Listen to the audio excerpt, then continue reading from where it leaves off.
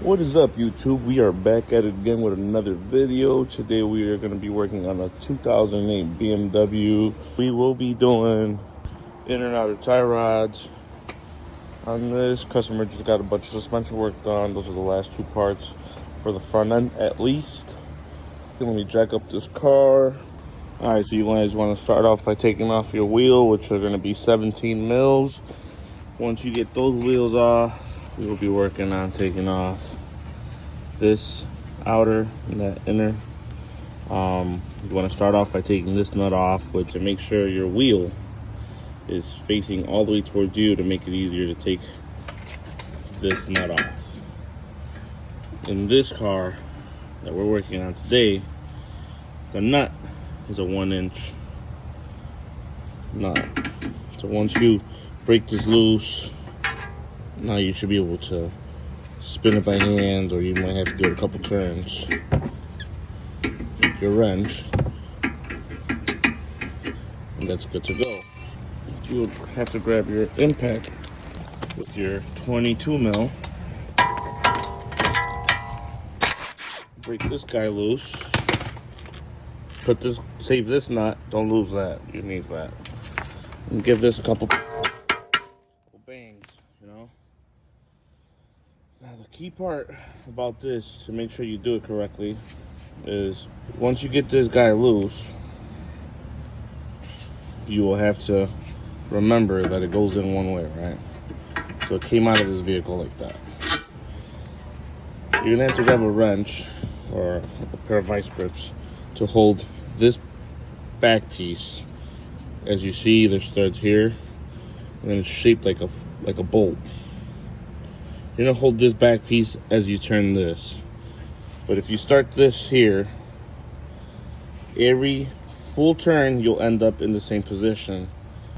You have to count every turn till it's completely off. And remember how many full turns you did. Or if it's, let's say, 23 turns and a half or 18 turns and a half, right? Every vehicle's different. I'm not saying that your vehicle's gonna have the same amount of turns. It might not. When you put the new outer tie rod back on, you start in the same position and you turn the same amount of turns that you did when you took this one off. So it ends up in the same amount of length, right? You don't want it too far in and you don't want it too far out, because if not, that will throw your alignment off. You see this little, like, once you back the nut out a little bit, this is like a crush sleeve.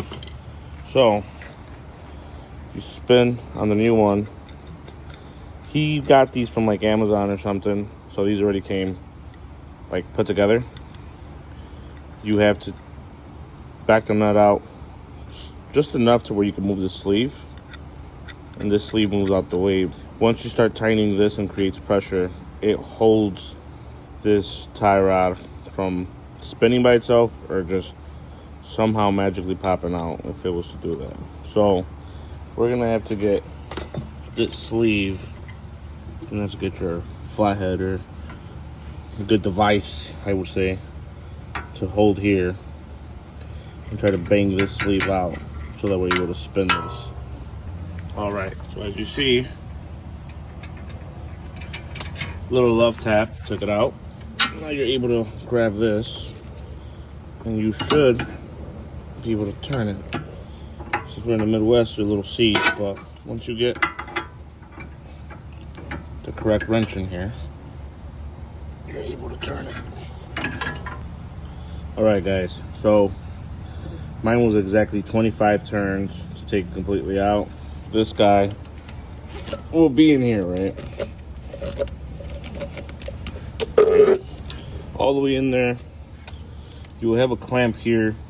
You have to press it with a pair of pliers, take it out. Keep that because you're going to need that for the new one. In the back, you will have a metal zip tie that's in one piece. It'll be closed like that. You're going to have to find it somewhere back there and find this little part right here. Grab your flathead and hit it with a hammer. It will break this loose. Once you break that loose, you should be able to just pull on this and take it right out. Don't throw this away. You will need this for your new inner and outer tie rod. So put that to the side. Now you gotta focus on this. That's the last piece of your inner and outer tie rods before you put the new stuff on. So, alright guys, so I tried both of my inner tie rod tools. That removal tool didn't work. I didn't have the correct size for it, so I had to bring out the big guns. Gotta find a way to put it in there and break this loose. Once you break it loose, it spins right off. And you don't have to count this because this has to go all the way in and make sure it's tight. So that's no issue with this one. And that's how you get it out. As you can see, it was pretty damaged, but yeah. So once you get these out, you'll get your new one, which would be, this is my new one.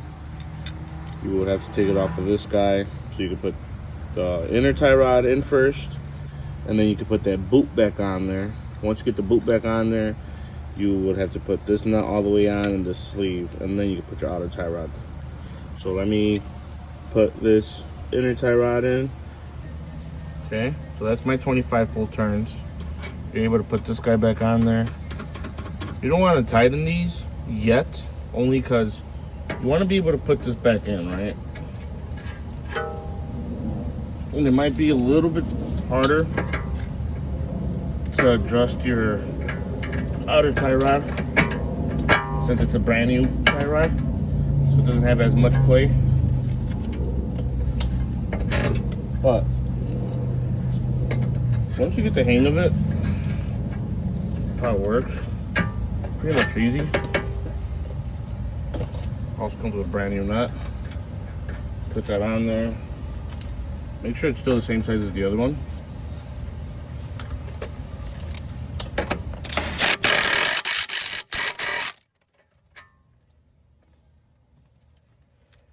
And it's all back together now, as you see. Brand new outer tie rod, brand new inner tie rod, your sleeves on, clamps on, and then you have your nut and the sleeve that goes here. So what you're gonna do is you're gonna do the same thing on the other side.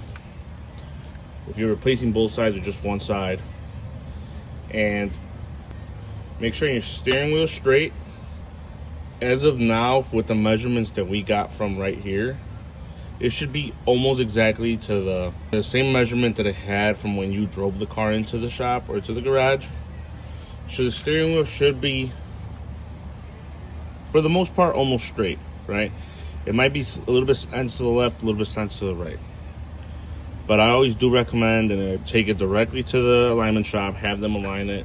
They will throw it on their machine. They will make sure everything gets aligned correctly and you don't have no issues, right? I will put this on the floor.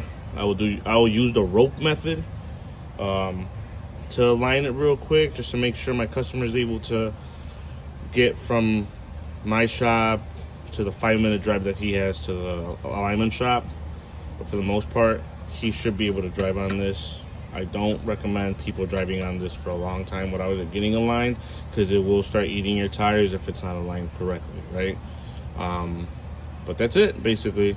That's how you do an inner and outer tie rod removal and install on a 2008 BMW.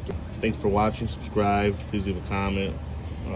Let me know some feedback on what you guys think I should do. Other cars that should be in videos, you know. We got a couple projects going on here at the shop. We got an LT1. We have a 73 Caprice. We have a G-body that we're doing. We have a 72, I believe, Volkswagen Beetle getting a full resto done. So yeah, if you guys want to see videos on those, let us know. We can start uploading more videos on other stuff that we do around the shop as well, not just the basic simple stuff like this. We do all the swaps and all of that. So yeah, thanks for watching, guys.